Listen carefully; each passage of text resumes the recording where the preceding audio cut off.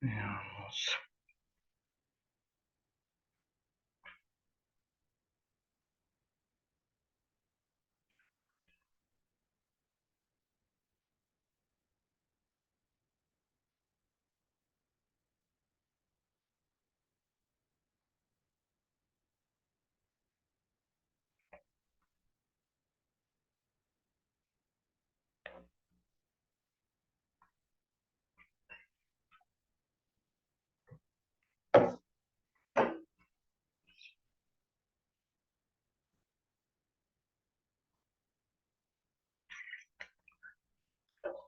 Entonces, en la clase de ayer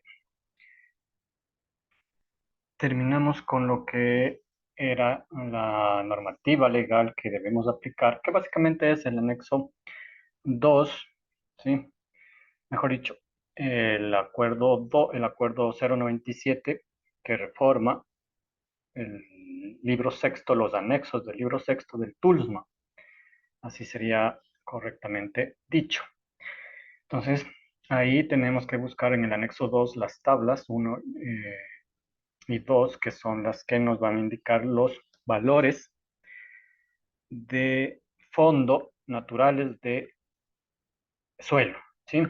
Los valores de calidad del suelo y los valores de remediación de suelos.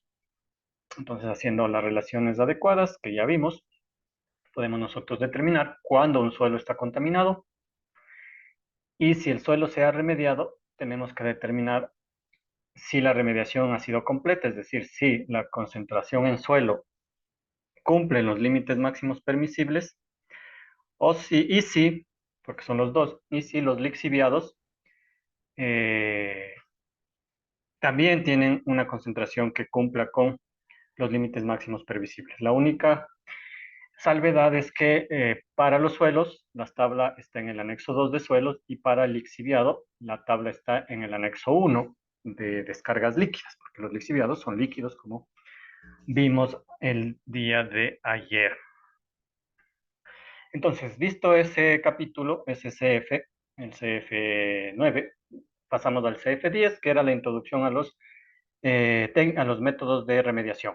Y entonces, la parte principal que vimos ayer es que existen dos tipos de remediación y varias técnicas de remediación.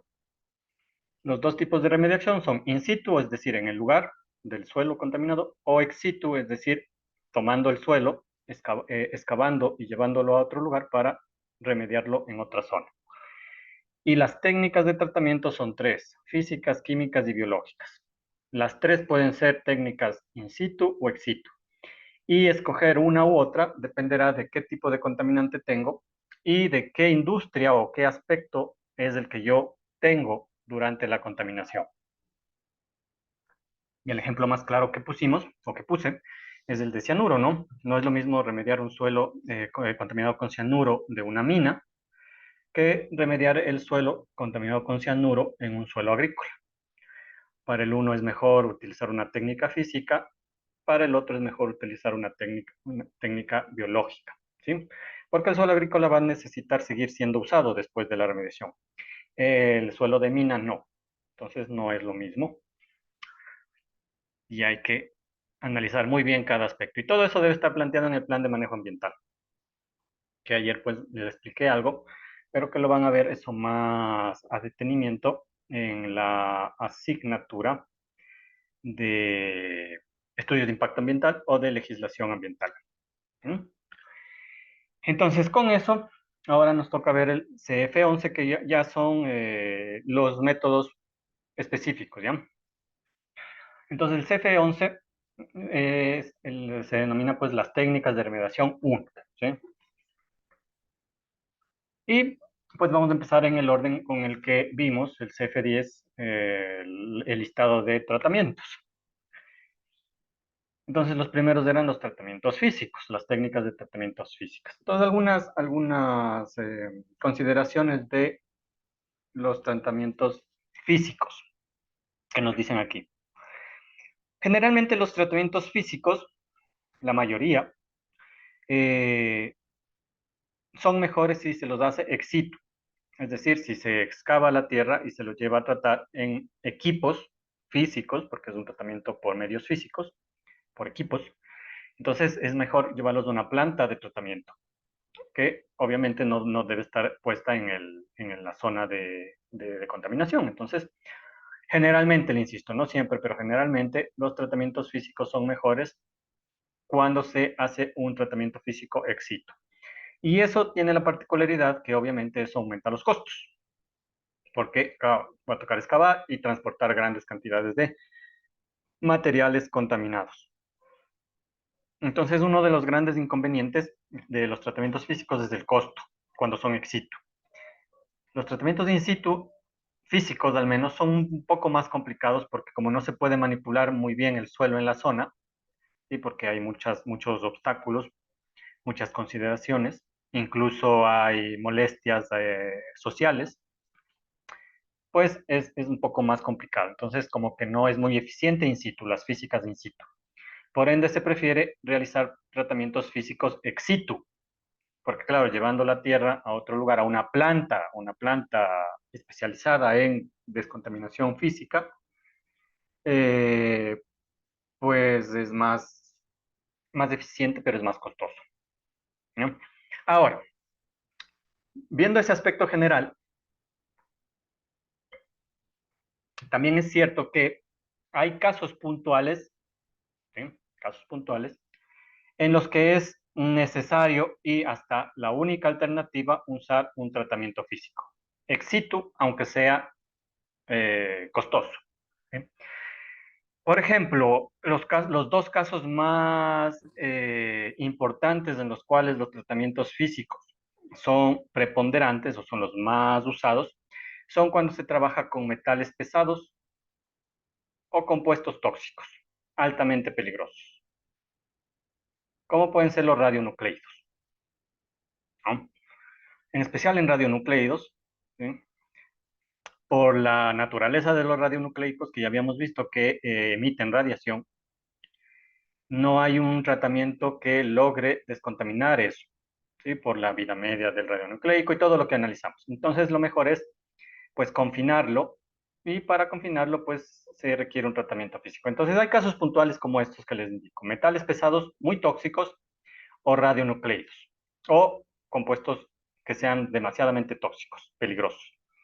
En esos casos, la alternativa más usada y preferente sobre las demás es el tratamiento físico, aunque sea costoso, ¿sí? Entonces aquí le dice, claro, en estos casos los métodos se vuelve indispensable asegurar una buena remediación de la zona.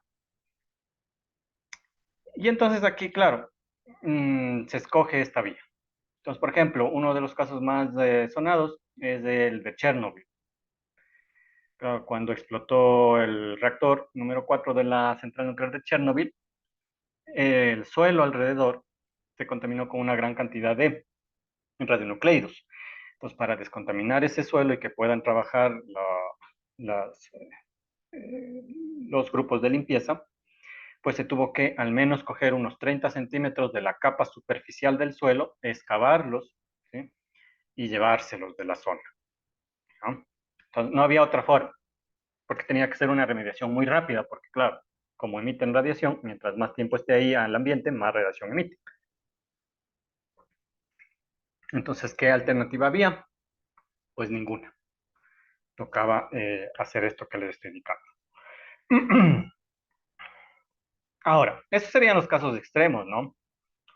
O cuando la cantidad, el volumen de suelo no es tan alto, ¿sí? Cuando el volumen de suelo no es mucho, o sea, no es mucho suelo contaminado con metal pesado o radionucleido o algún compuesto altamente peligroso, eh, también es relativamente rentable usar un tratamiento físico, si no es mucha la cantidad, ¿no?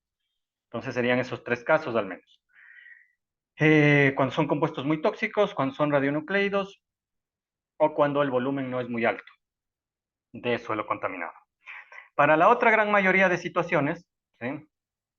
Para los otros tipos de contaminantes se refiere, ¿sí? Que no sean estos, o cuando ya son demasiado grandes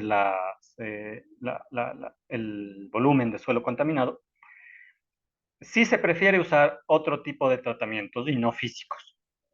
En especial, y aquí en el Ecuador, en especial se prefieren usar tratamientos biológicos in situ, ¿no? Porque, bueno, tienen algunas ventajas y pueden realizarse in situ. Esa es la ventaja, la mayor de las ventajas de los tratamientos biológicos. Entonces, visto este panorama, ¿sí? Los tratamientos físicos son buenos, sí. Hay metales pesados muy tóxicos, hay sustancias que sean muy peligrosas, hay radionucleidos y el volumen de suelo contaminado es medianamente bajo. Ahí los tratamientos físicos pues tienen una gran ventaja por su eficiencia. Y en la otra gran mayoría de situaciones en las que hay los otros tipos de contaminantes, ya hemos visto, ¿no? Que hay una gran variedad de contaminantes. Por ejemplo, los orgánicos. Sí, por ejemplo, aquí metales pesados son inorgánicos, son contaminantes inorgánicos. Radionucleidos son contaminantes inorgánicos. Entonces, puede que ahí sea una ventaja usar tratamientos físicos. Pero en los otros, por ejemplo, en plaguicidas, en contaminación por plaguicidas, en contaminación por exceso de fertilizante, en salinización, en acidificación, etcétera, etcétera, en hidrocarburos, en HAPs, en COPs, ¿sí? En todos esos, pues, las otras alternativas son mucho más llamativas. En especial, y aquí le insisto, en el Ecuador, los tratamientos biológicos son los que, pues, como que llevan la batuta. Entonces, el primer tratamiento físico que vamos a analizar a profundidad, porque, insisto, no vamos a revisar todos los tratamientos porque no nos da el tiempo, pero al menos vamos a realizar los más interesantes. Y el primero es el de solidificación estabilización. ¿Sí? Solidificación, estabilización.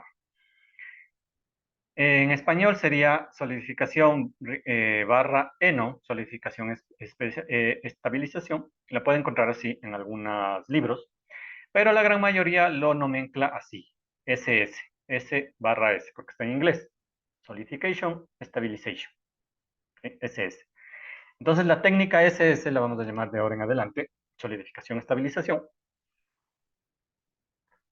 Se refiere, como nos indica aquí, ¿sí?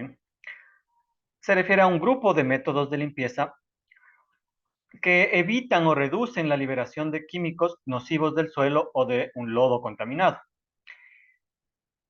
Entonces, la característica principal de este método es que no destruyen los químicos. O sea, su objetivo no es destruir los químicos peligrosos o los contaminantes peligrosos, sino que protegen la salud humana y del medio ambiente, impidiendo que estos contaminantes se desprendan hacia el medio ambiente. Es decir, el, el- la vía por la cual este método cumple su función no es destruyendo los contaminantes, ¿sí? Sino es como atrapándolos, atrapándolos y evitando que salgan al ambiente. Esa es la vía de funcionamiento de este método. Entonces, le vuelvo a insistir. Este método físico, el método SS, solidificación estabilización, no destruye el contaminante, ¿sí? No lo destruye, simplemente lo aprisiona, evita, ¿sí? Que logre llegar al medio ambiente. Y eso lo hace por medio de dos vías. Por eso se llama solidificación estabilización, porque la primera vía es la que se llama efectivamente solidificación y la segunda es el proceso de estabilización. Entonces son dos etapas que tiene este proceso, una de solidificación y otra de estabilización. Entonces en la solidificación se atrapa el suelo en un estado sólido, necesariamente debe ser en estado sólido. ¿Sí? Entonces el suelo o el lodo contaminado va a ser atrapado o va a ser transformado en sólido, porque el lodo puede tener, o mejor dicho, un lodo tiene cierto grado de líquido y el suelo también tiene cierto grado de humedad. Entonces lo que hay que hacer es que ese suelo, ese lodo, todo se transforme en una matriz sólida, o sea que ya no haya ni agua ni aire ahí dentro. Eso es solidificar. Y una vez que se ha solidificado, hay que también estabilizar el contaminante. Y eso se lo hace modificando el contaminante para que se vuelva menos nocivo y volátil, es decir, se evite que logre escapar al medio ambiente, que quede atrapado en ese sólido que se ha creado. Entonces, ese es el método de funcionamiento de esta técnica, ¿sí? Se solidifica el suelo contaminado y a su vez se estabiliza el contaminante dentro de ese sólido para que no se pueda movilizar o desprender hacia el medio ambiente. Entonces, esa es la parte principal de este método. Ya, entonces, ¿cómo funciona ya en forma más específica? Entonces, por ejemplo, aquí si usted ve esta imagen, aquí están haciendo una técnica de solidificación y estabilización, extrayendo, ¿no? Extrayendo el suelo que está contaminado. Entonces, lo primero que debe hacer sería la etapa 1, ¿sí? Es solidificar. Entonces, la solidificación consiste en que se debe mezclar el suelo contaminado con una sustancia aglutinante, así se llama. La sustancia aglutinante por excelencia es el cemento, ¿no? Entonces, se mezcla el suelo con cemento, insisto, no únicamente cemento, puede ser cualquier otra sustancia aglomerante que vuelva sólida la mezcla, pero el cemento es de las más usadas. Entonces, ¿qué hace esta mezcla? ¿Sí? Al mezclar el suelo contaminado con una sustancia aglutinante, como el cemento, se provoca el endurecimiento del suelo, se vuelve sólido. Entonces, este sólido que se ha formado se puede dejar en el lugar que se ha hecho la mezcla, o transportarse a otro sitio para su disposición final, a un relleno sanitario, por ejemplo. Entonces, este proceso de solidificar impide que el químico contaminante se disperse en el medio ambiente circundante, porque queda atrapado ahí dentro. El agua de la lluvia u otras fuentes no pueden disolver los químicos porque está sólido, ¿no? Y la solidificación, ya como le indiqué antes, no elimina el contaminante, ¿sí? Sino que le atrapa en ese sólido que se ha creado. Esa es la meta de la solidificación, ¿sí? Es decir, atrapar el contaminante ahí en el sólido que se ha formado. Y la estabilización, en cambio, convierte estos contaminantes nocivos en sustancias menos dañinas, perdón, o menos volátiles, ¿no?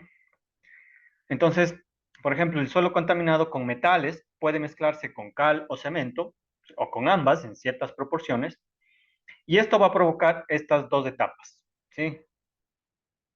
Al mezclar con cemento se solidifica, entonces ese suelo se vuelve sólido, como una piedra, y dentro de esa piedra va a estar el metal pesado.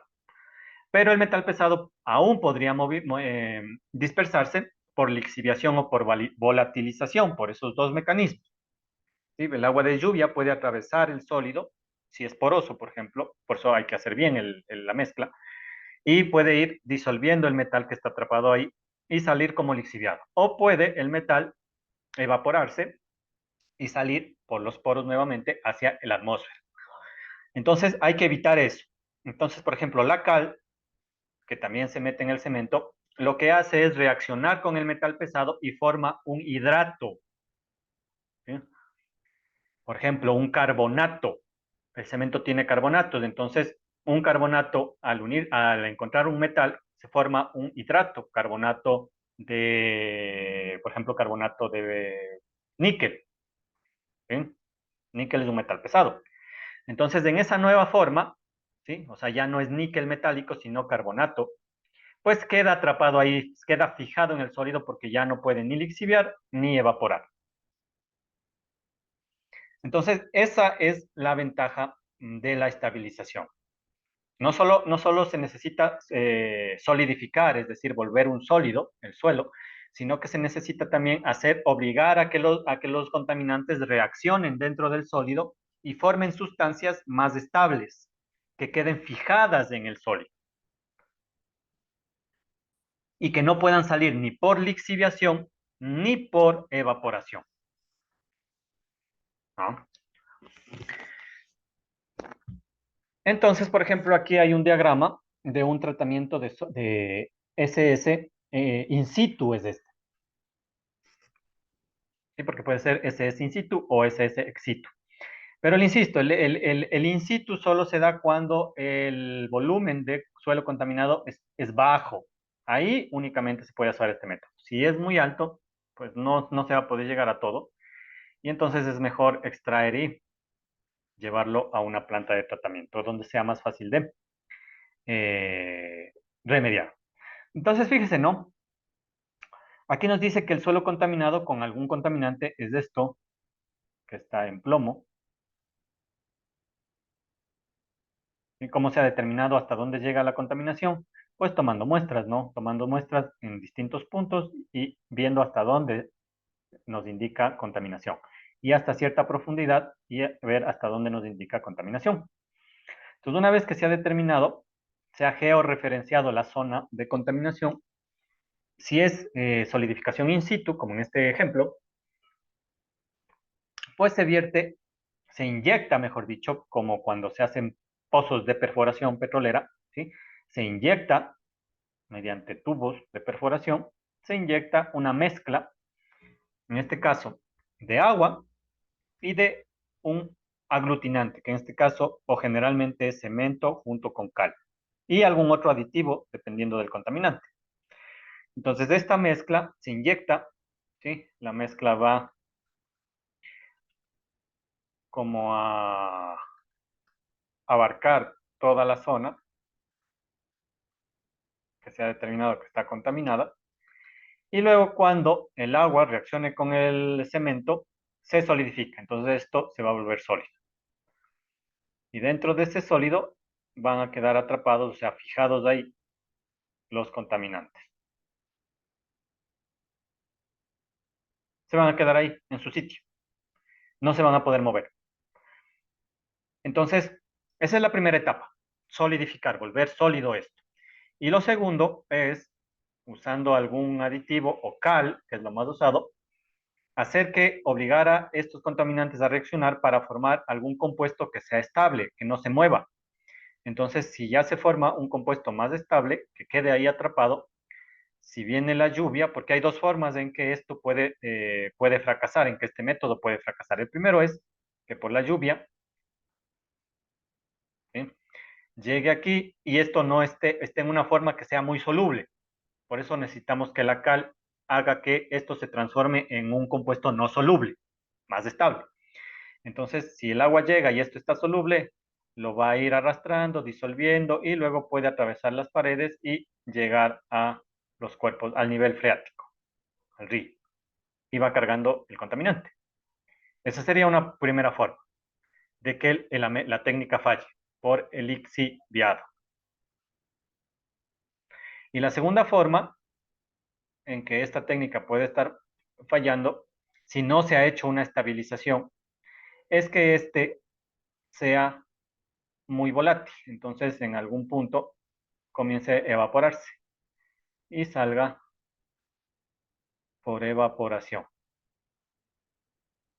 Entonces, la estabilización con este aditivo logra evitar esto, logra evitar la evaporación del contaminante y logra evitar el lixiviado del contaminante.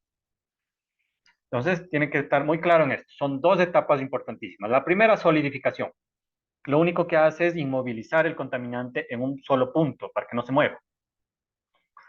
La segunda es de estabilización, entonces la solidificación se hace con cemento, la estabilización se hace con algún aditivo, preferentemente cal, pero puede ser otro dependiendo del contaminante.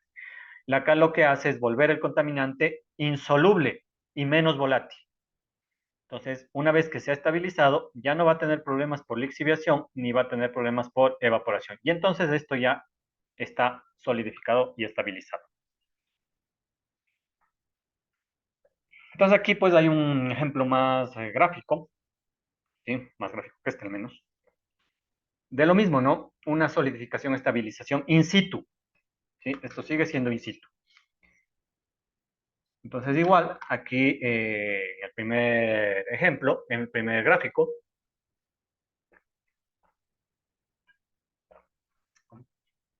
se ve pues que aquí ha habido algo que está contaminando, por eso dice origen de la contaminación, un derrame. El derrame se infiltra, llega hasta cierto nivel y entonces lo que hay que analizar es hasta dónde llegó.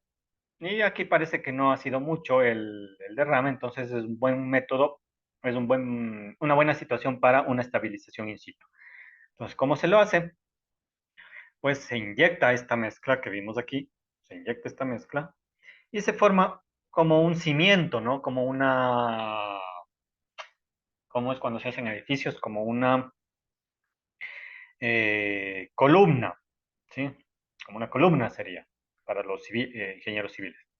Como una columna y que luego se solidifica y que ahí dentro está el contaminante ya inmóvil.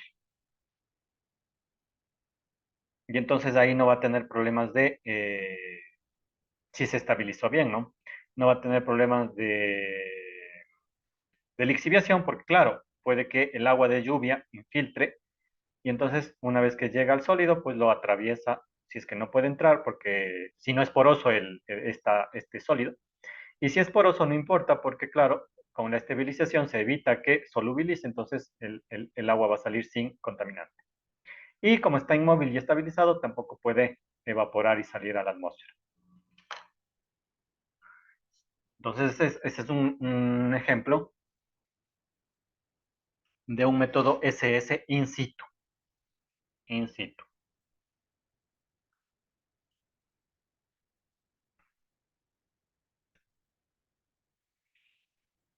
Entonces, el objetivo ya sabemos cuál es el objetivo, pero ya en forma, ya por conceptual, en forma conceptual, el objetivo primordial, sí, el objetivo primordial de este método es lograr esto que le estoy marcando aquí. Lograr la inmovilización del contaminante. Si la técnica SS ha logrado inmovilización, se puede decir que la técnica de remediación se ha cumplido. Entonces, justo para eso, pues se debe cumplir estos objetivos, ¿no? Primero, reducir la movilidad a solubilidad del contaminante. Evitar que se mueva, ya sea por el aire o por el agua. Y eso hace que se evite, como dice aquí, la dispersión por lixiviación o evaporación, lo que le estoy explicando, ¿no? Entonces hay que evitar que se mueva, se quede fijo ahí, hay que propender a que el contaminante se quede fijo en un punto del sólido y también hay que evitar que logre escapar de ese punto en el cual está fijo, ya sea por lixiviación o por evaporación. Y junto a estos dos objetivos, si se cumplen, se dice que se ha logrado inmovilizar el contaminante. Y eso pues lo puede ver en este diagrama, ¿no? Entonces, la técnica de solidificación y estabilización es coger un residuo que tiene contaminante, mezclarlo con cal, agua, cemento sería también, ¿no? Y con algún otro aditivo, si es que es necesario, hacer un sólido y eso, si es que se hace correctamente, va a lograr la inmovilización del contaminante.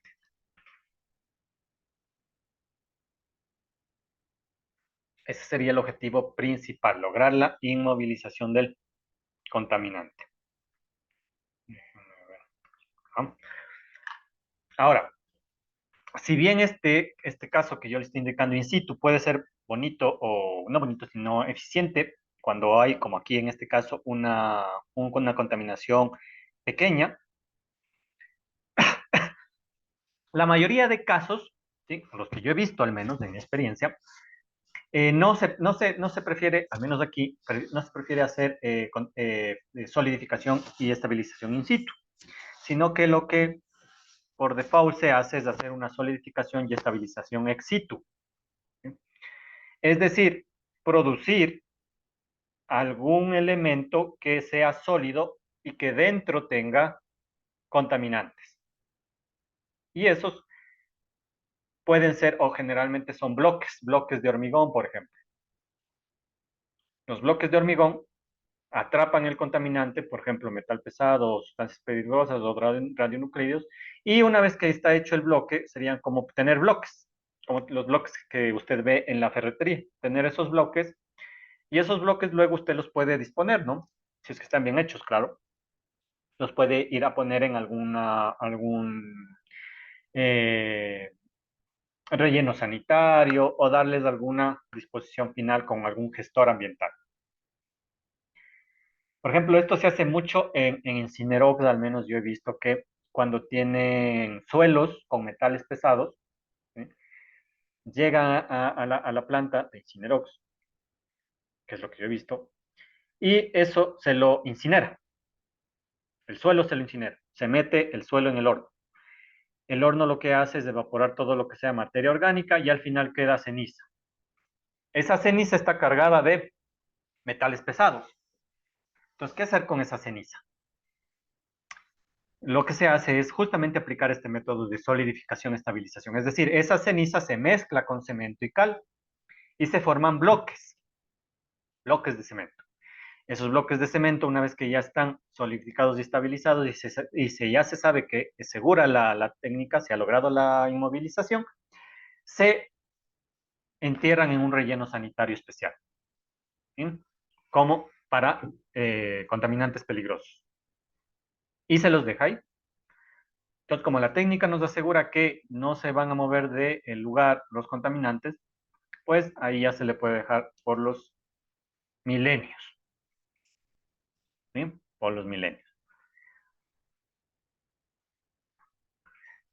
Entonces, ¿cuándo podríamos nosotros usar esta técnica? Pues esta técnica ya es vieja, ¿no? Viene desde los años 70, ya ha ido evolucionando y ya hay agencias, especialmente la EPA, que ya nos da al menos una guía de cuándo nosotros podríamos usar esta técnica, o mejor dicho, no cuándo, sino para qué tipo de residuo. Entonces, usted lo puede ver aquí, este es un resumen, ¿sí? Es un resumen de las tablas de la EPA que nos indican para qué residuos es buena esta técnica. Y la EPA ya ha establecido como norma general que hay 44 tipos de residuos para los cuales esta es la mejor técnica de tratamiento. Este solo es una extracción, un extracto, ¿no? Por eso le indica tabla modificada de el EPA Technical Resource Document, ¿sí? O sea, aquí es donde está el resto de los contaminantes. Entonces, por ejemplo, para cuando tiene contaminantes que sean flamables, es buena. Para corrosivos, materiales corrosivos, buena. Para bario, buena. Para cadmio, buena, siempre que no sea de baterías. Para cuando son baterías, no es buena. Para cromo, buena. Para plomo, buena. Para mercurio, siempre que no exceda los 250 ppm. ¿Sí? Selenio, buena. Plata, buena. Lodos de aguas residuales, buena. Cianuro gastado, buena. Compuestos clorados o hidrocarburos clorados, bueno, ¿no? Y si usted quiere ver la tabla general, pues tiene que aquí está el link, ¿no? De donde puede sacar la información y leer todo lo que usted quiera, ¿no? De solidificación, estabilización. Entonces, la agencia de la EPA, ¿no? Entonces, ahí está todo de la técnica para desolidificación, estabilización y su aplicación en materiales de residuo, ¿no? Entonces, ahí, pues, si le interesa, ¿no? Porque son cerca de 400 hojas del documento. Entonces, ahí puede encontrar toda la información pertinente. Yo solo le estoy dando lo resumen más importante, ¿no? Igual esta también es de la tabla de la EPA, donde nos siguen indicando para qué casos serían medios buenos, para qué casos no. ¿Mm? Entonces, bueno, ahí le pone la EPA. Aquí le dice que la EPA 93, la EPA 2009, porque cada año van añadiendo residuos o quitando residuos dependiendo de la experiencia que han tenido. ¿Bien? Entonces, los que sean N es que la técnica no ha resultado efectiva. Los que sean P es que potencialmente sería efectiva, pero no está demostrado. Y las D es que sí, ya está demostrado definitivamente que es la técnica efectiva. ¿Sí? Entonces, por ejemplo, para VOCs, para compuestos orgánicos volátiles, para COPs, y tanto en la EPA del 93 como en la EPA del 2009, no es buena esta técnica. Ojo, mire, por ejemplo aquí, para VOCs no es buena, o sea, para COPs no es buena. Y eso tiene algún sentido, ¿no? Porque ¿cuál es la definición de un COP, de un contaminante COP, de un compuesto orgánico persistente o volátil? Que es volátil. ¿Sí? Incluso vimos que ellos provocan el efecto saltamontes, ¿no? Pueden viajar alrededor del mundo.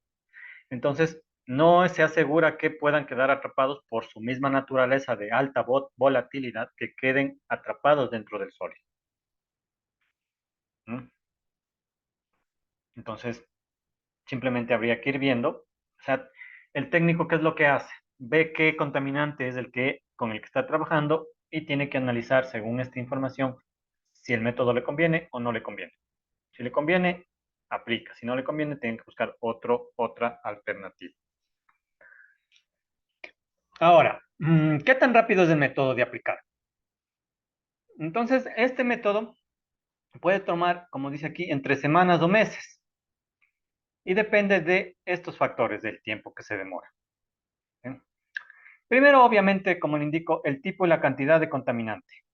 ¿Sí? Es decir, ¿qué contaminante tiene? ¿Sí? Porque eso depende si es más o menos efectivo. Y obvio, ¿en qué cantidad? ¿Sí? No es lo mismo tener pequeña, poca cantidad que mucha cantidad. También va a depender el tamaño y profundidad del área contaminante. Eso también es obvio, o sea, qué tan profundo se ha infiltrado el contaminante y qué tan amplio es el área contaminada. Eso le va a generar más tiempo. El tipo de suelo y las condiciones geológicas también. Tipo de suelo, por ejemplo, la textura, ¿sí?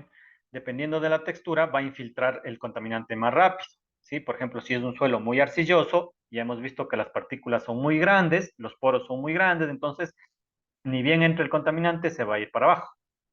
No así si es muy limoso o muy arcilloso, va a quedar solamente en la superficie. Entonces eso también afecta.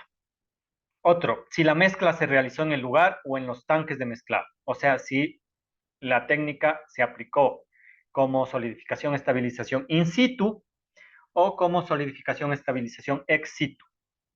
Si es in situ, demora más, porque es más difícil meter la mezcla. Si toca perforar tubos, usar bombas, etcétera. Y a presión meter la mezcla. Si es ex situ, como se va a hacer en tanques de mezclado, es más fácil. Si usted solo bota el suelo, mete el cemento, mete la cal, mete el agua, bate y eso se solidifica. Y saca. Mete, saca. Mete, saca. Entonces es más rápido. Pero es más costoso para tener que excavar. Entonces, igual, de la EPA mismo, aquí están los ámbitos más usados de contaminantes en los que esta técnica se aplica. ¿Sí? El más bajo es para orgánicos, para contaminantes orgánicos. ¿Sí? Solamente el 6% de los contaminantes orgánicos se aplica esta técnica. Para los otros contaminantes, bueno, esos serían los más bajos. Para los metales, ¿sí? Para los metales, es la mayoría, el 56%. Por ejemplo, esta es una técnica muy buena para metales pesados, muy tóxicos. Para otros tipos de metales y otro tipo de orgánicos más específicos, también son buenos. ¿Sí? Y para cualquier otro, por ejemplo, hidrocarburos, plaguicidas, etcétera, no es tan aplicable, ¿sí? Apenas del 7%. Entonces, fíjese que el target, ¿sí? O sea, donde es más usado es para metales pesados, que es efectivamente donde más se usa.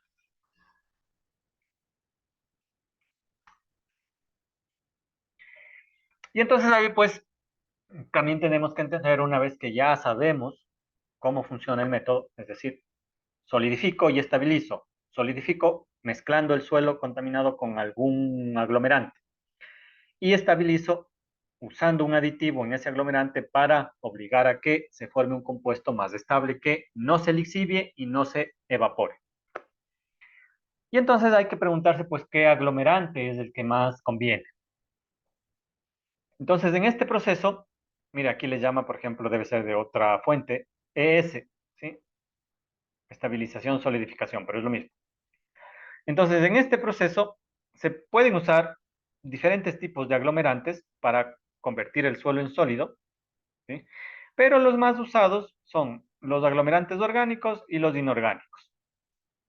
Los orgánicos pueden ser algunos polímeros, poliéster o asfalto, ¿sí? Y los inorgánicos, perdón, es el cemento, la cal, los puzolanos, yeso, ¿sí? Pero de estos los más usados son el cemento y la cal. Y en algunas ocasiones los puzolanos. ¿Qué son puzolanos? Cerámicas, ¿sí? Materiales cerámicos. Por ejemplo, se puede atrapar el contaminante en baldosas como usted usa, como las que usted usa en la casa, ¿no?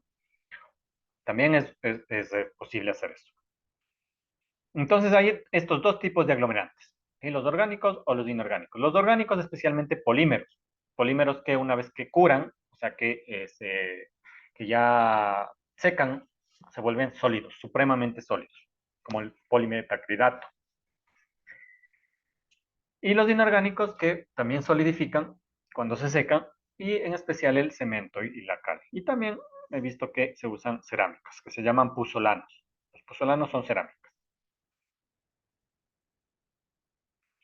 Entonces le dice que entre todas estas posibilidades, la que más se usa, y en especial para metales pesados, que es para donde más se va esta técnica, es el cemento, ¿sí? El cemento es el más usado, el preferente, porque logra fijar, esa es su ventaja, logra fijar mediante reacciones químicas los metales a la matriz del cemento. Es decir, el cemento tiene una gran ventaja, ¿sí? Cuando usted hace la mezcla con cemento, usted debe, bueno, ha de haber visto, si es que ha construido en su casa, o al menos ha de haber oído, cuando el maestro, el ayudante le pregunta al maestro cuántas de cemento, cuántas de arena, ¿no? Cuántas de cal, cuántas de arena. Entonces, esta mezcla que uno hace tiene la ventaja del cemento que reacciona muy fuertemente con todo lo que usted le ponga dentro. Es muy reactivo por la cal.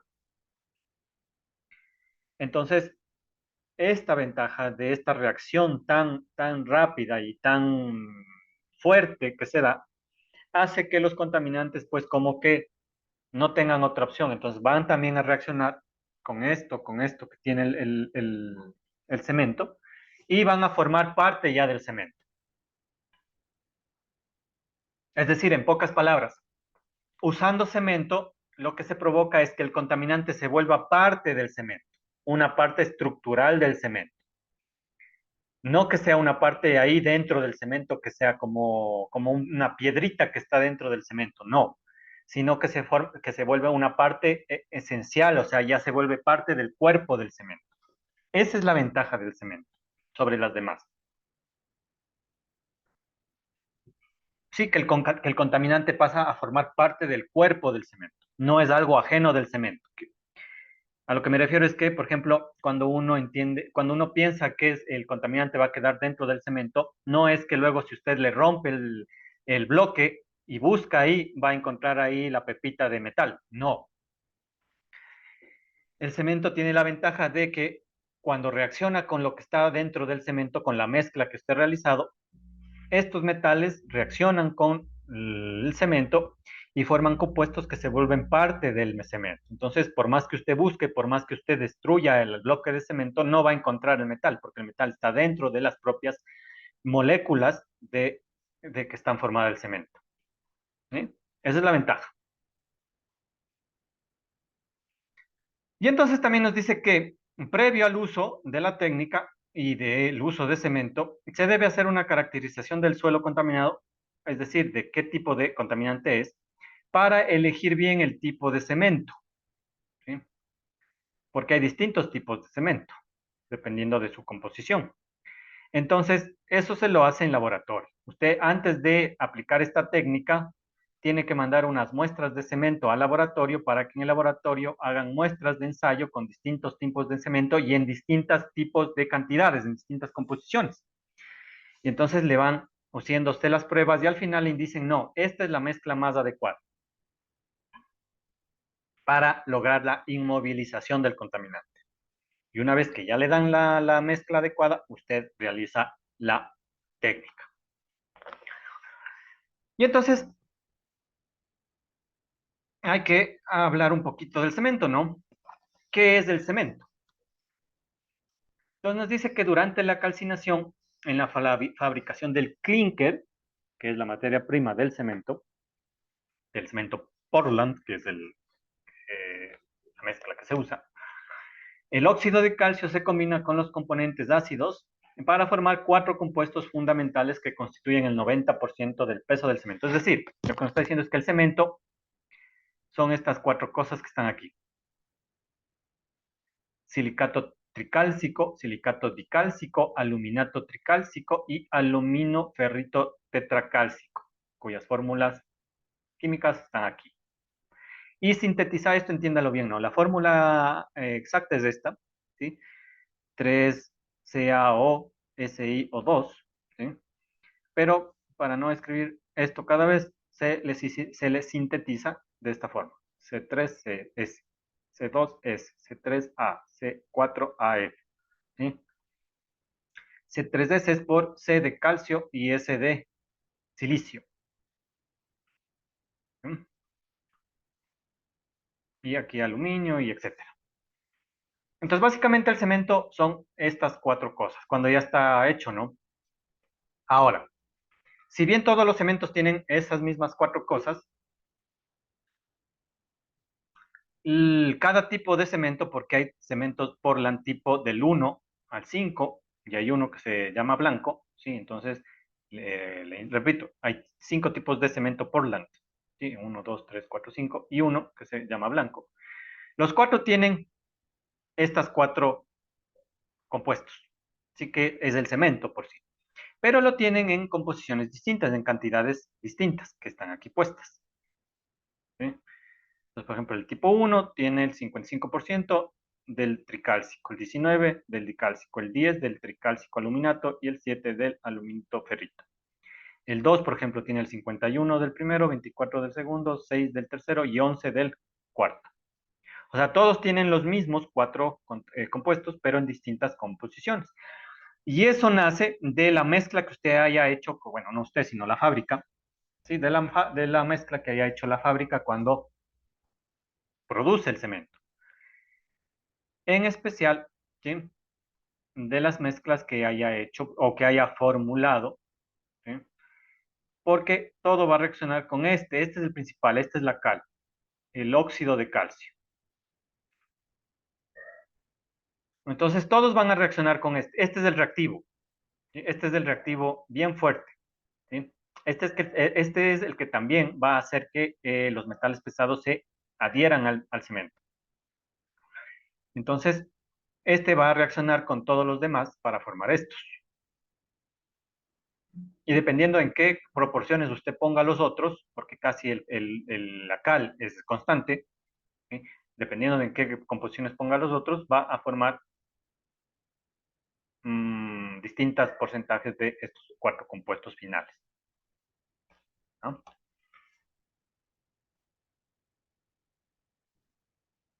Y entonces, como el cemento tiene esta estructura, ¿sí?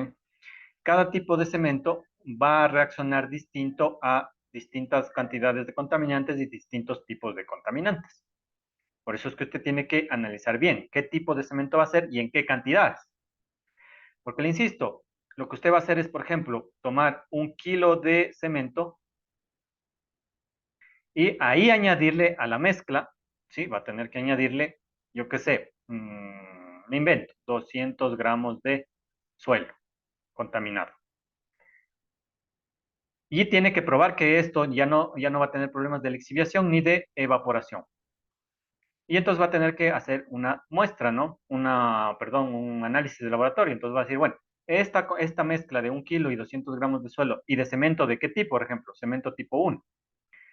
Usted va al laboratorio, hace el análisis y no le da lixivia contaminante, entonces no le va. Pasa al tipo 2 o cambia las cantidades, porque ahora pone 2 kilogramos de cemento y 200 de suelo. Y así sucesivamente. Entonces tiene que ir probando y al final tiene que encontrar la mezcla más idónea que le asegure usted que ya ha conseguido la inmovilización del contaminante. ¿Sí? Entonces, bueno, esto es mm, importante que se haga así. ¿Sí? Previo al uso de la técnica tiene que hacer un análisis de laboratorio. Entonces, bueno, como estos son los componentes principales del cemento, todos los cementos tienen estos cuatro compuestos, pero en distintas composiciones, pues aquí ya nos indica más o menos perdón, qué hace cada uno de estos cuatro compuestos.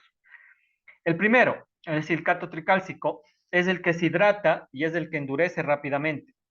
O sea, es el que hace que se fragüe el cemento.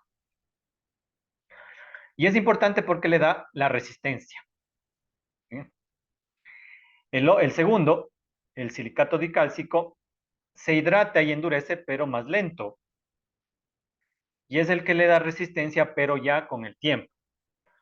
El aluminato, ¿sí? Tricálcico, libera una gran cantidad de calor durante los primeros días de hidratación y endurecimiento. Entonces es el que genera una reacción exotérmica, va a liberar energía y esa energía la va a usar, la van a usar estos dos para reaccionar. Y el último, el aluminoferrito, reduce la temperatura de formación del clinker, ayudando, por tanto, a la manufactura del cemento. Es decir, esto no ayuda nada en el cemento cuando ya está fabricado, sino que ayuda durante la fabricación, porque hace que sea más fácil, energéticamente hablando, formar esta mezcla, estos otros compuestos, estos otros tres compuestos. ¿Sí? El aluminoferrito tetracálcico lo que hace es, durante la producción del cemento, ayudar a que se formen estos tres. Y luego que ya está formado el cemento, no ayuda casi nada.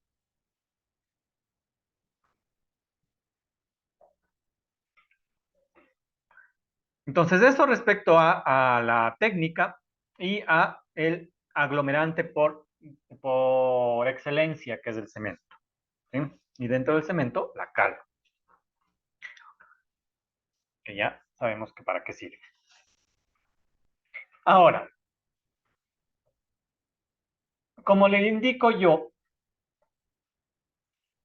hay que demostrar que la técnica se ha cumplido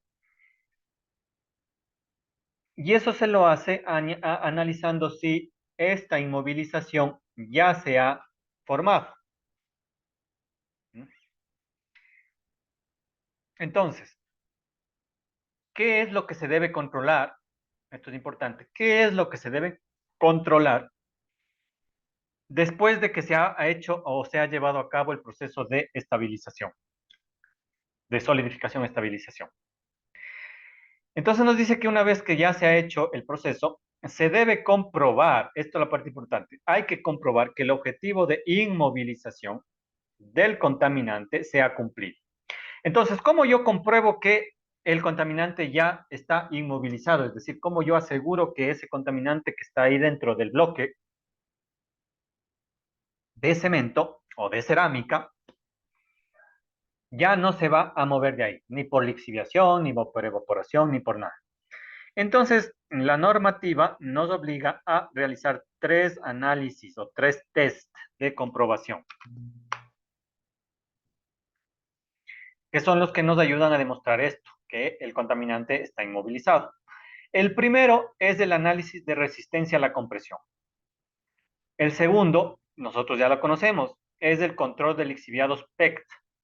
Este es el español, pero usted ya lo conoce, es el TCLP. ¿Sí?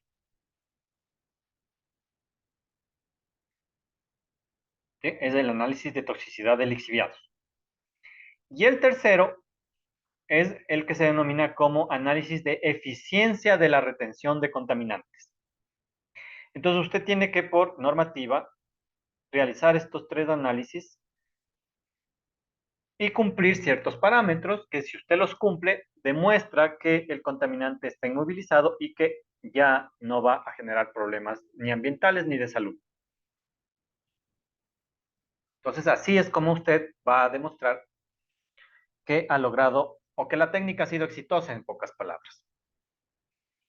Entonces, fíjese, aquí le dice, ¿no? Esta ya es una figura de la vida real. Yo he visto, esto es lo que se hace, por ejemplo, con las cenizas de suelos contaminados con metales pesados en Incinerox, por ejemplo. Se producen este tipo de bloques que están ahí, dentro está el metal pesado, y una vez que se han producido estos bloques, estos se los manda a un relleno sanitario. O si se comprueba que están bien hechos, pues se los usa como para limitación de linderos o algo, porque son monolitos. ¿Sí? Entonces, mire, aquí le indice que este ya es una muestra de suelo solidificado con cemento Portland. Así es como se hace la técnica al final. Entonces, este es lo que más se hace, al menos aquí en el Ecuador. ¿Sí? Se produce este tipo de bloques donde está ahí inmovilizado el contaminante y luego estos bloques, como ya son inertes, ¿sí? Inertes, pues se los manda a los rellenos. O se lo usa como monolitos o para señalamiento de caminos, etcétera. Entonces, ¿qué es lo que usted debe demostrar para decir que este bloque de cemento que usted ha fabricado con el suelo contaminado ya no representa peligro para el ambiente ni para la salud? Pues va a tener que realizarle a este bloque estas tres pruebas. Este bloque va a tener que pasar por el análisis de resistencia a la compresión, por un control de lixiviados TCLP y por el cálculo de la eficiencia de retención de contaminantes. Entonces vamos viendo cada uno. Resistencia a la compresión. Este método se realiza en una máquina de ensayos estandarizada, ¿sí? Yo he usado esta máquina, en donde usted pone, como aquí está en esta imagen, usted pone dentro justamente el bloque este que se ha formado y le aplica una fuerza. ¿Sí? Le mete dentro del bloque y le aplica una fuerza. ¿Sí? Y entonces lo que usted quiere calcular es la fuerza en la cual el bloque se rompe. Es decir, hasta qué fuerza el bloque aguanta antes de romperse. Y dependiendo de para qué va a usar el bloque, ya por normativa a usted le indican cuánto es lo que debe soportar. Entonces, si soporta más de lo que está en normativa escrito, el bloque pasa. Si soporta menos es porque la mezcla no ha funcionado y debe usar otra mezcla, otra composición u otras cantidades. Entonces, ¿por qué es importante saber esto? O sea, ver si es que el bloque es susceptible a fracturas. Entonces nos dice que esta prueba es importante porque determina la capacidad de la mezcla que usted escogió para el método para evitar que debido a factores físicos de la zona, el material final sufra grietas, es decir, el bloque se vaya rompiendo o fracturando, ¿sí? O agrietando, y por esas grietas potencialmente pueda el contaminante tener contacto con agentes externos, básicamente aire y agua, y pueda migrar a estos recursos, o sea, evaporar o lixiviar. Entonces, lo que se mide aquí es la resistencia estructural, es decir, cuando esto ya vaya al relleno, cuando esto ya vaya al ambiente nuevamente, va a resistir el ambiente, va a resistir golpes, va a resistir caídas, etcétera. Porque si se fractura, sí queda expuesta la parte interna y es más fácil que cuando el agua llegue o cuando el aire choque, pues ese contaminante vuelva a liberarse. Entonces, el cálculo para ver la resistencia a la compresión se la realiza con esta fórmula de aquí, ¿sí? Entonces, resistencia a la compresión es igual a la carga, es decir, a la fuerza que se aplique, sobre el área de aplicación, es decir, el área del cilindro en este caso. Entonces, usted hace esa división y dependiendo de las unidades, hay dos tipos de unidades, ¿no? En el sistema internacional, la fuerza se mide en newtons y el área en metros cuadrados. Entonces sería Newton metro cuadrado. Esto a su vez es un pascal. O también puede usar el sistema inglés en el cual la fuerza se mide en kilogramos fuerza y el área se mide en centímetros cuadrados, como es el que está aquí, ¿no? Entonces, este es un gráfico de resistencia a la compresión de una serie de bloques. Entonces, mire aquí, el color más oscuro es del concreto patrón, es decir, uno que no tiene el contaminante. Y los más claros son del concreto mezclado con contaminante.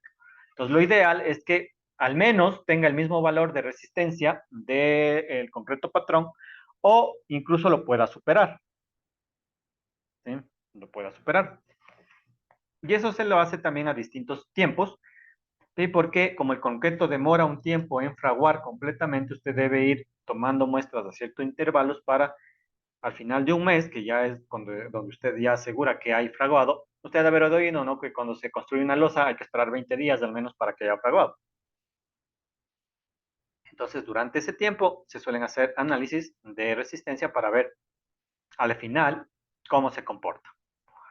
Pero así se calcula. La resistencia a la compresión, es decir, cuánta fuerza se aplicó en la máquina, sobre qué área del bloque se hace la división y se calcula. Eso respecto a la resistencia a la compresión. El otro ensayo, el ensayo de lixiviación o el TSLP, es el mismo que se usa, que ya le indiqué yo en el capítulo de normativa legal. Entonces, ¿qué es lo que se hace? Se pone en la máquina, es igualito, se pone en la máquina el bloque, aquí está el bloque, mire la figura, aquí está el bloque, y se le bota un solvente, contenedor de líquido de extracción, ¿sí? El solvente, se le bota.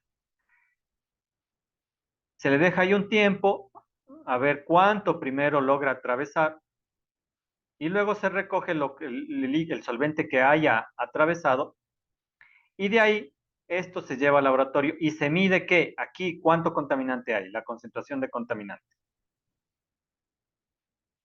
Entonces, fíjese que aquí ya no nos interesa cuánto contaminante hay aquí en el bloque. No. Aquí lo que nos interesa es el contaminante que logra pasar el bloque e ir en el lixiviado, porque eso nos va a dar una idea de qué tan inmovilizado está el contaminante, porque si aquí hay poco contaminante, sabiendo que en el bloque hay mucho contaminante, quiere decir que el bloque está bien hecho y que por más agua lluvia que pase, que choque contra el bloque, no va a lograr solubilizar el contaminante que está ahí dentro. ¿Mm? En cambio, si usted pone el solvente, luego retira el solvente que atravesó y aquí está con una altísima concentración de contaminante, es obvio que el contaminante que está aquí no está inmovilizado, porque claro, usted lo puede sacar fácilmente con un solvente. Entonces, cuando el agua de lluvia venga, también va a ser lo mismo. Entonces, el TSLP le sirve para eso. Lo que le va a dar no es la cantidad de contaminante que hay en el bloque, sino o sea, no le importa la cantidad de contaminante que hay en el bloque, sino que lo que le interesa es la cantidad de contaminante que sale en el lixiviado del bloque. ¿Y con qué va a comparar eso? Eso va a comparar, como es un líquido lixiviado, eso va a comparar con la tabla del anexo 1. ¿Sí? Entonces aquí fíjese que ya no nos interesa el anexo 2. ¿Sí? El anexo 2 indicaba cuánto contaminante hay en el suelo, pero aquí ya no hay suelo porque el suelo se ha convertido en bloque de concreto.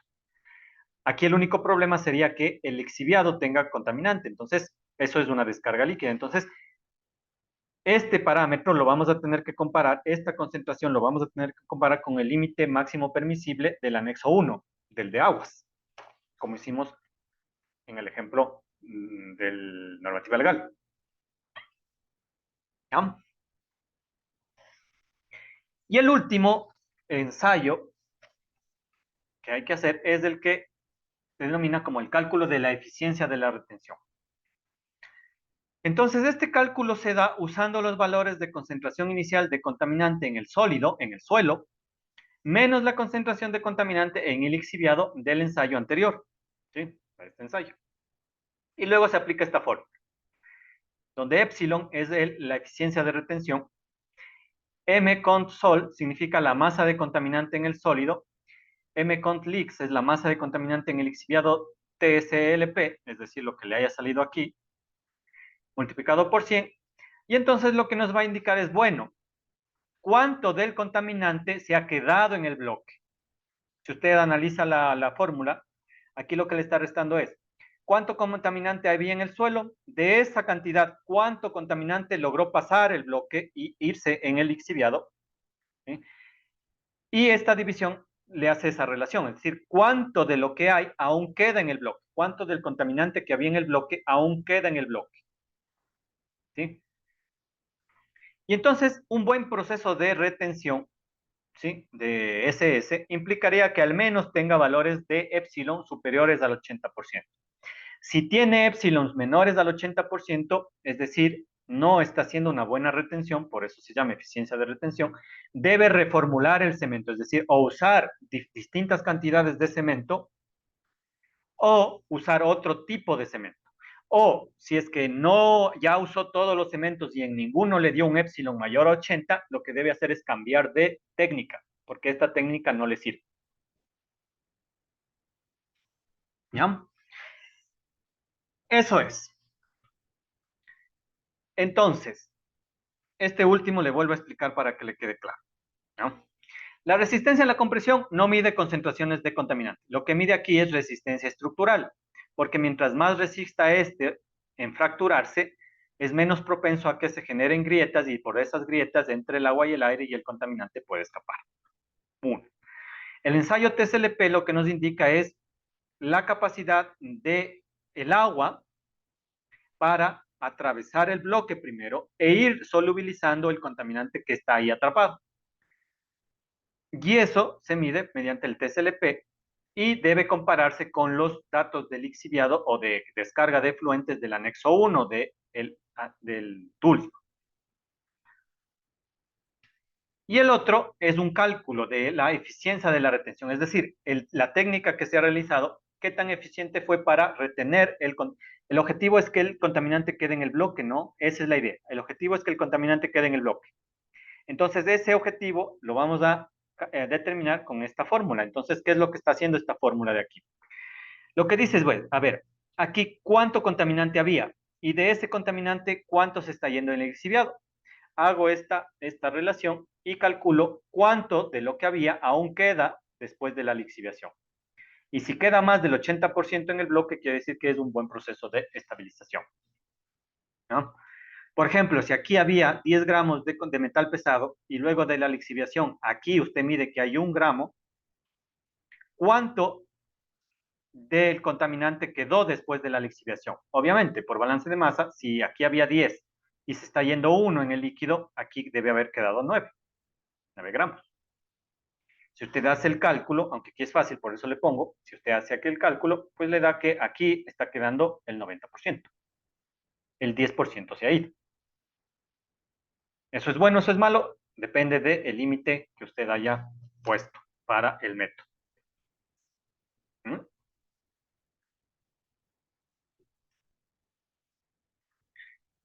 Eso es respecto a la teoría de solidificación, estabilización. ¿Alguna duda antes de pasar al ejercicio? Ya. Entonces, hagamos este primer ejemplo, ya de aplicación. Nos dice, se tiene un relave contaminado con cadmio, plomo y arsénico, en el que se ha decidido usar la técnica de solidificación-estabilización para su remediación. Se han preparado bloques de hormigón y se les ha realizado las pruebas de estabilidad, arrojando los datos de las tablas mostradas. Analizar la viabilidad de la remediación, es decir, analizar si esto sirve para el método de remediación. Entonces, me voy a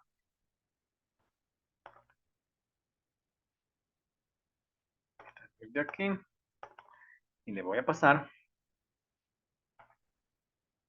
a una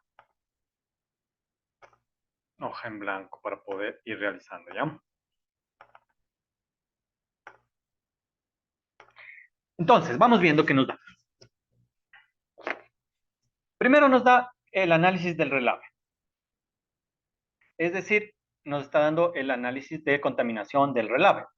¿Eh? O sea, cuánto contaminante tiene el relave. De arsénico tiene 15 ppm, de plomo tiene 25 y de cadmio tiene 1 ppm. Esa es la concentración inicial del relave. Estas deben estar superando el valor norma, ¿sí? Es más, si quiere, veámosle, porque hay que comparar si hay contaminación, ¿no? Si no hay contaminación, no hay que remediar. Entonces, eso, recuerde que estamos en suelo, entonces debemos ir al anexo 2 de suelo. Ahí están las tablas para suelo. Nos vamos a la tabla 1, que sería del suelo ambiente. Aquí está la tabla 1 y vamos a comparar.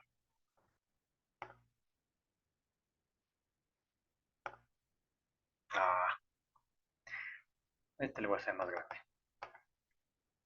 Entonces dice, este es el análisis del suelo sin remediar. Dice arsénico 15. Arsénico dice que máximo debería tener 12, naturalmente. Tiene 15, contaminado. Plomo 25, plomo, máximo 19. Tiene 25, contaminado. Cadmio 1 ppm, cadmio, máximo 0,5, tiene 1, contaminado.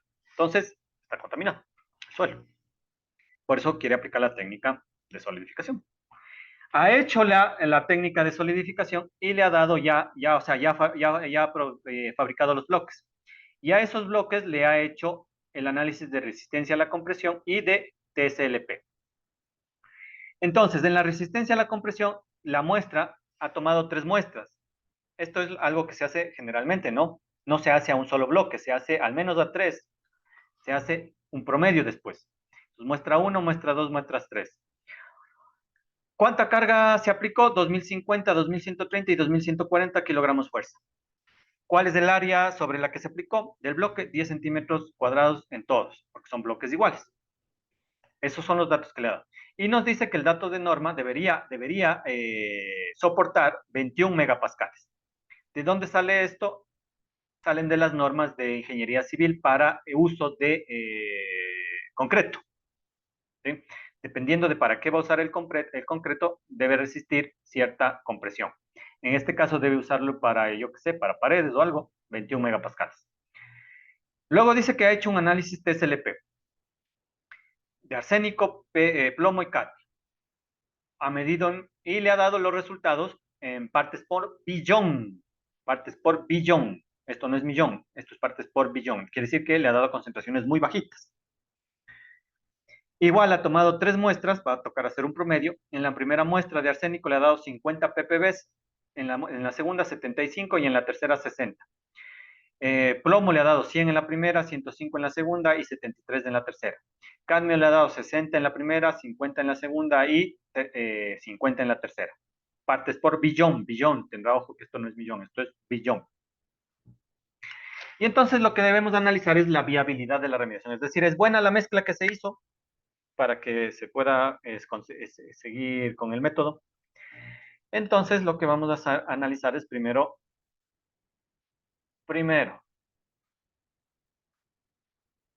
análisis de resistencia a compresión. ¿Qué fórmula vamos a usar? Resistencia a la compresión es igual a la carga para el área. Entonces, resistencia a la compresión muestra 1, resistencia a la compresión muestra 2, resistencia a la compresión muestra 3. Entonces sería 2050, 2130 y 2140. 2050, 2130 y 2140. Kilogramos fuerza. Kilogramos fuerza. Dividido para 10 centímetros cuadrados, para 10 centímetros cuadrados y para 10 centímetros cuadrados. De eso sacamos cada uno. Entonces aquí nos va a dar 205 kilogramos fuerza por centímetro cuadrado. Aquí nos va a dar, solo es dividido para 10, ¿no? Entonces 2130. Ay, perdón. 213 sería. 213 y aquí 214 kilogramos fuerza por centímetro cuadrado. Debemos sacar el promedio. Entonces la resistencia a la compresión promedio va a ser igual a 205 más 213 más 214 dividido para ¿cuántas muestras? 3. Se nos va a dar kilogramo fuerza sobre centímetro cuadrado. Los 205 más 213 más 214 dividido 205 más 213 más 214 dividido para 3. 210,67. Entonces, ¿con qué comparamos esto? Con la norma. ¿Cuánto dice que debería soportar? 21 megapascales. ¿Cuánto nos está soportando? 210. Ahora necesitamos transformar el uno o en el otro. Vamos a transformar megapascales. Veamos si logramos en internet. Megapascales a kilogramo. Aquí está, mira. Chun, chun, chun, chun. No, transformamos este. ¿Cuánto era? 21, ¿no? 214,14. 214,14. 214,14. Entonces, resistencia a la compresión norma es igual a 21 megapascales y eso es igual a 214,4 kilogramos fuerza por centímetro cuadrado. ¿Sí era 21? No? Sí, 21. Cumple. Como resistencia a la compresión promedio es menor que la resistencia a la compresión de la norma, no cumple. ¿Sí? Primer aspecto. No cumple la resistencia a la compresión. Solo por eso ya estaría descartado. Pero bueno, hay que seguir, ¿no? Segundo, análisis del TCLP. Entonces vamos a tener que ir calculando de cada uno, igual, la concentración promedio, y luego vamos a tener que ir comparar con el anexo 1. Entonces, hagamos con el arsénico. Arsénico. ¿Sí?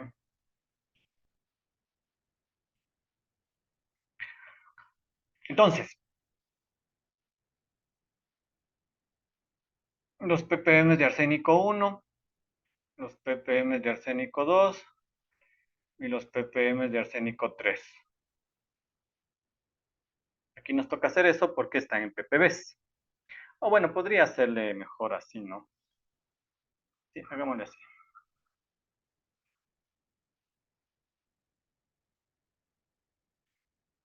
Sería los ppbs de arsénico promedio. Sería igual a. Sería el promedio de estos tres. 50 más 75 más 60. 50 más 75 más 60. Así está más fácil. Dividido para 3. Eso va a ser igual a 50 más 75 más 60 dividido para 3. 61,67 ppb, pero ahora tengo que ir a buscar en la norma cuál es la concentración máxima. Eso es en aguas, recuerde, porque es un lixiviado, entonces vamos a tener que ir al reglamento del COA, página 21 del anexo agua, y nos vamos a la tabla 9. En la tabla 9 buscamos arsénico. Aquí está arsénico. Entonces dice que en cualquier descarga de agua líquida, en este caso va a ser lixiviado, dice que máximo debería tener 0,1 ppm, miligramo litro, 0,1 ppm, 0,1 ppm, esa es la norma. 0,1 ppm, 0,1 ppm, 0,1 ppm. Entonces de norma, de anexo, pongamos, del anexo 1 para aguas, ¿sí? Las ppm, ay Dios mío santo, ¿ya? El límite máximo permisible, ¿sí? Para el arsénico es de 0,1 partes por millón. Y hay que comparar. Ahora, aquí el problema es que esto está en ppbs y esto está en ppms. ¿Qué hacemos? También vamos al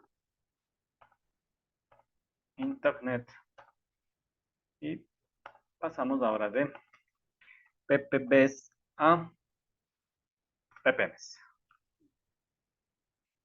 Cogemos cualquiera. Entonces dice, entre el ppb, ¿cuánto era? 61,67.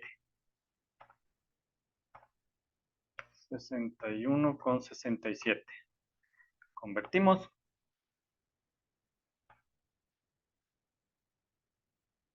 Y nos dice nada. ¿Por qué no convirtió? ¿Funcionará esto? ¿Por qué no me convirtió? 61. Ah, debo estar usando, claro, las comas y los puntos. Aquí es 61,67 entonces. Ahí estamos. 61,67 ppb es igual a 0.062, 0.062, 0.062. Es igual a 0.062 ppm. Como los ppm de arsénico promedio son menores al límite máximo permitido de arsénico, cumple. ¿Sí? 0,062 es menor a 0,1, entonces cumple. ¿Por qué nos dio en ppb y no en ppm? Porque, claro, mire, la cantidad es baja de arsénico. Entonces, ya en balance de masa y energía, yo les expliqué que cuando los valores son muy pequeños, siempre se usa una unidad que haga que se vuelvan valores enteros para visualizar más fácil. En este caso era más fácil visualizar 61 ppb que 0.062 ppb. Por eso nos han dado en ppb. Pero haciendo la transformación, pues nos da que sí, sí cumple. Y así vamos a tener que ir haciendo con los otros, ¿no? Entonces, bueno, nos faltaría hacer del plomo, del cadmio, comparar con los límites y ver si cumple. Y luego calcular la eficiencia de retención con esa forma.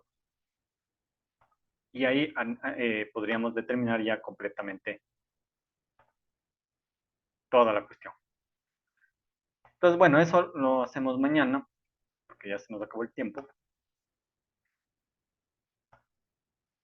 Y entonces, pues, vamos a asistencia. Entonces, no estamos todos, ¿no? Tal vez Hugo, o alguien sabe qué pasó a Hugo. No, No. Nidia, si está. Adriana, tal vez. tampoco. ¿Qué les pasaría? Johnny, si está, ¿no? Presente, dice. Falta Evelyn. Evelyn, ¿alguien? Tampoco, ¿no? No, no está. Tengo por aquí, no asisten, indica problemas. Asisten, indica problemas. Asisten, indica problemas. Y está listo. ¿Ah? Eso sería por el día de hoy, chicos. Entonces mañana terminamos este ejercicio y hacemos el otro ejercicio que es el que base para la tarea que ustedes deben hacer sobre esta técnica de remediación, ¿ya? Entonces eso sería, chicos. Si no hay ninguna pregunta, que tengan buena noche y nos vemos el día de Sí, ¿qué? ¿cuál? Vamos a volver a hacer de pronto otro ejercicio de lo mismo. Porque la verdad, la ¿Cómo? primera parte, yo no. Vamos a volver a hacer otro ejercicio del mismo porque la primera parte, la verdad, no comprendí muy bien.